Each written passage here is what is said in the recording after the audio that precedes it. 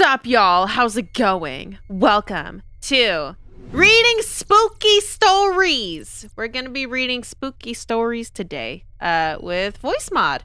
And actually, kind of an interesting thing that Voice Mod did is that they added 2 new voices specifically for Halloween. They have the Crazy Clown voice, and they have the Lost Soul voice, which I kind of like the Lost Soul one.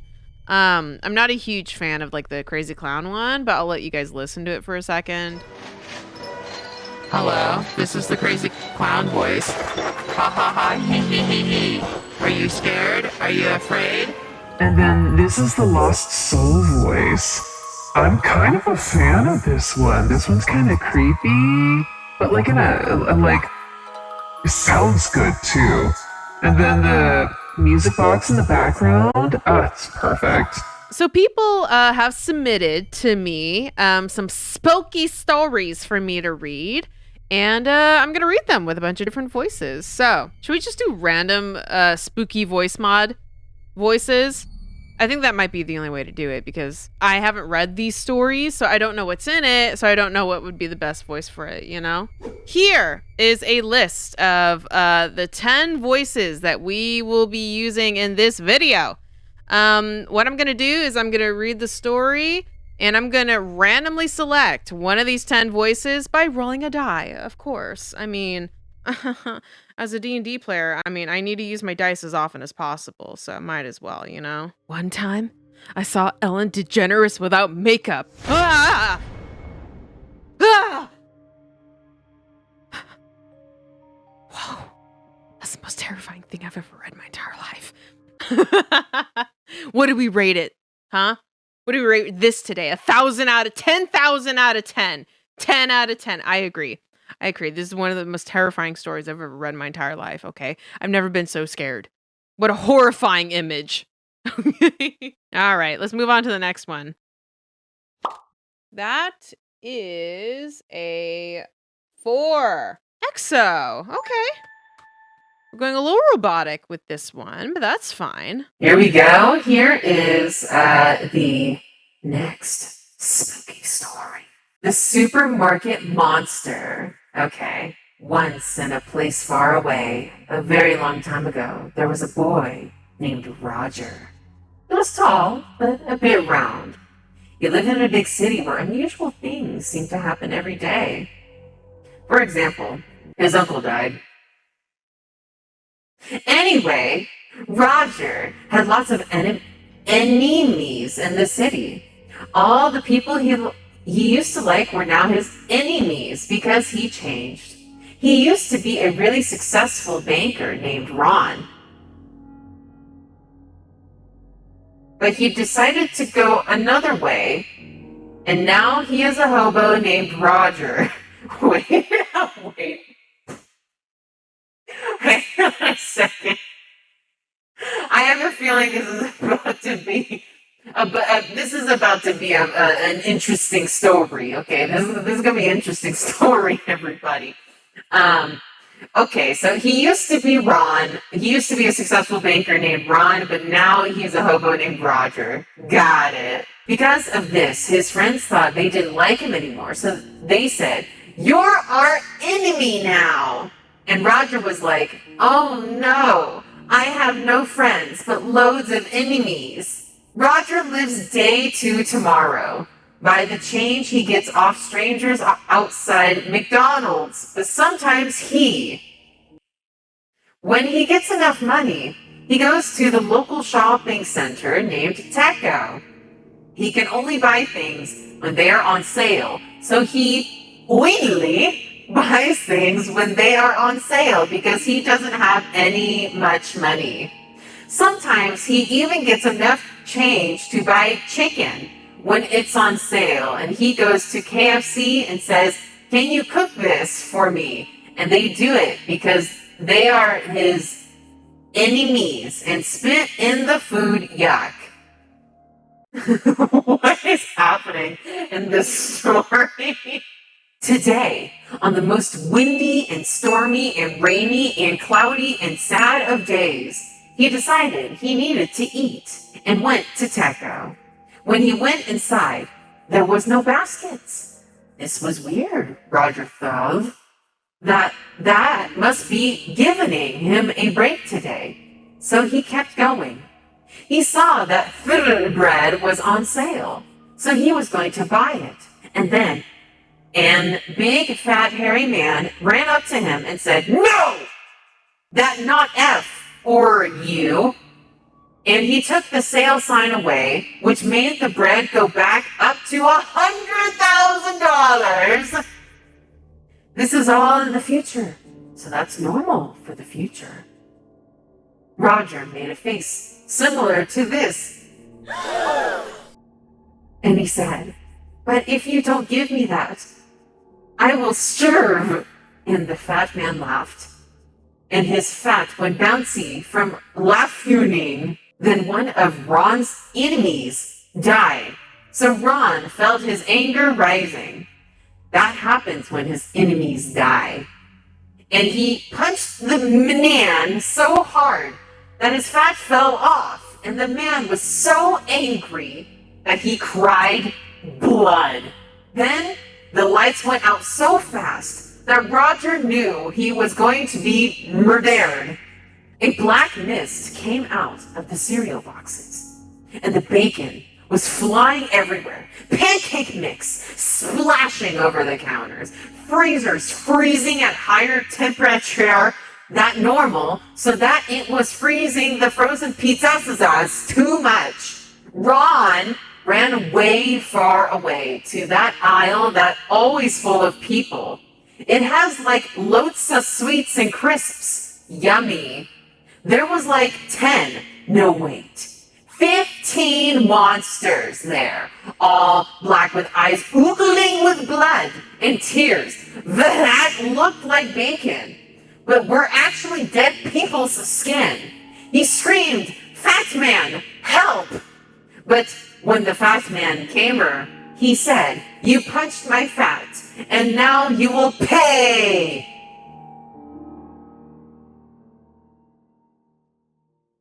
"I am your enemy." And then he ran and went inside a freezer, but forgot that the freezers froze too hard now, and he died from freeze. Roger ran to a exit and was almost out when he tripped on something. He looked down and saw his enemy saying, "Help me, the pancakes were too string."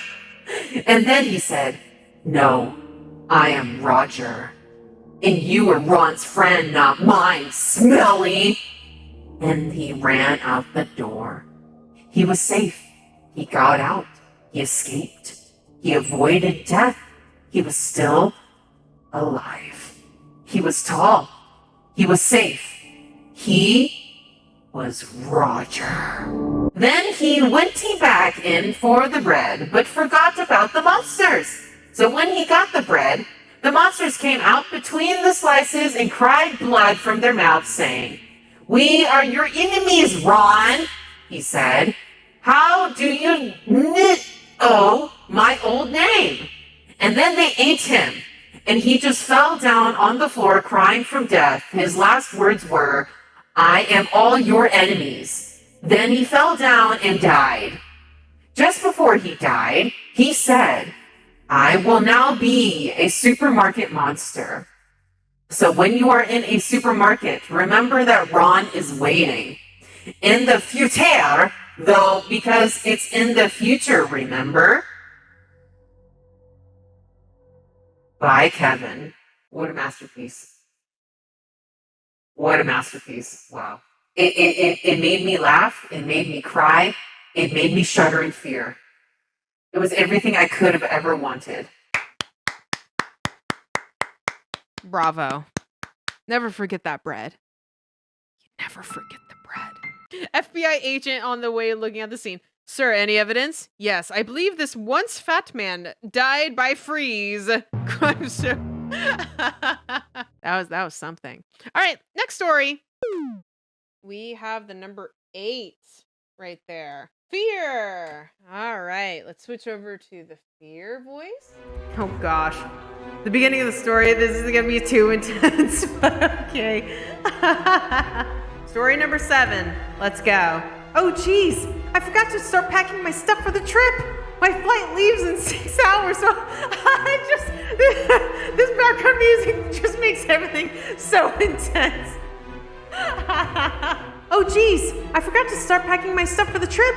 My flight leaves in 6 hours, so hopefully I'll be fine. I can't miss the flight, or else everyone will be so mad. Oh, I'm sorry. I'm John. I'm heading to my childhood home today to have a family reunion. It'll be me, my mom, my dad, my grandpa from my mom's side, and my brother. Well, technically I'm not related to them. I was adopted by them. I'm sure they'll want to hear everything about my new life, but I can't tell them everything that I've done. Because, well, let's just say it would bring a chill to their bones. Just the thought of the things I've done has made people turn on me. And I just couldn't let them leave with that information. Not alive, that is. Anyway, I've got to get packing. Oh, how excited I was to be back there. All the memories. Like that one time, me and Caleb, my brother, snuck into the movie theater to watch an R-rated movie that we weren't allowed to. And then we had nightmares for the rest of the week. Those were good times. Mom, Dad, how are you guys? It's been too long. Welcome back home, John. What have you been doing these days? Mom, I'm a real estate agent now, remember? Oh, darling, how you've grown into such a nice big man. Well, where's Caleb, Mom? Is he here yet? Oh, no, he arrives tomorrow morning. Come on in, put your stuff in your room. Do you need any help with all that? Thanks, Mom, I got it. As I was walking towards my room, I heard a strange noise coming from the room next to mine. As I walked in, I saw my grandpa in a bed with a ventilator. As I saw the life slowly fading from his eyes, it brought a smile to my face. Yes, just the feeling of watching, knowing he would be dead soon, was good and all, but wasn't good enough. It was too slow. At that moment, I knew what I had to do. I was going to take the life of the old man at night. Don't take me wrong. I liked the old man. It was around 1 a.m. when I saw myself above him, looking at what I had done. I was proud of my kill, my prey. I turned off the ventilator, headed to the bathroom, washed my knife from all the blood, and now at peace, I headed back to bed. Did this dude literally... Okay. Stop. Did this dude literally kill the grandpa with a knife? Wouldn't the family be a little suspicious that their grandpa had been stabbed in the middle of the night? John's looking kind of sus. I know, John's looking a little sus right now. You know? He'd be like, where was he before we reported the body? You know, everyone's pointing fingers. That next morning, I woke up with the cries and shrieks from the terror of the rest as they found my doing, my beautiful work of art in the room across. And as I leave that room, I recite to myself, the greatest crime isn't the one with the most reward, it's the one with the best escape. And I scream along with them, as I needed this to be like my other killings. It needed a good escape. My father looks at my mother, and they both know it's me. As I saw their eyes start to tear up, I knew what I had to do. I had to add my parents to the list of prey, the weak, the ones that fell to my blade. As they prepare to run, I'm already ahead of them and grab them both by the neck, not allowing them to flee from my grasp. But these were my parents. I couldn't use the same blade as my other killings, so I knocked them both out and tied them to a chair and grabbed a match. The whole house was made of wood, so before you knew it, the whole house burned down to a crisp with them inside. Me? No. I got away and watched. But as I was marveling what I had done, I could hear a cry and screams from behind me. As I turned around, I saw my brother behind me, putting up a gun to my head. As I was unarmed, I could do nothing. How could you do this? They gave you a home. when no one else would. I just sat there looking at him. The brother I grew up with, betraying me, turning me in. I never thought this would happen, but now it's too late. As I see him getting his phone to call the police, I just think about how I failed the code. The greatest crime isn't the one with the most reward. It's the one with the best escape. And that's all that happened? Yes, Your Honor. If you are telling the truth, then me and the jury find you guilty for the following crimes. Murder in the first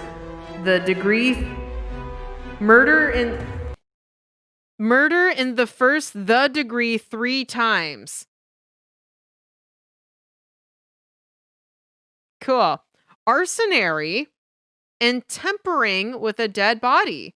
What you have done here isn't humane, yet you won't be going to prison.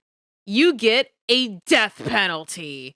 Dun, dun, dun. Okay, what are we thinking about this one? 10 out of 10. I don't want to end up like Grandpa.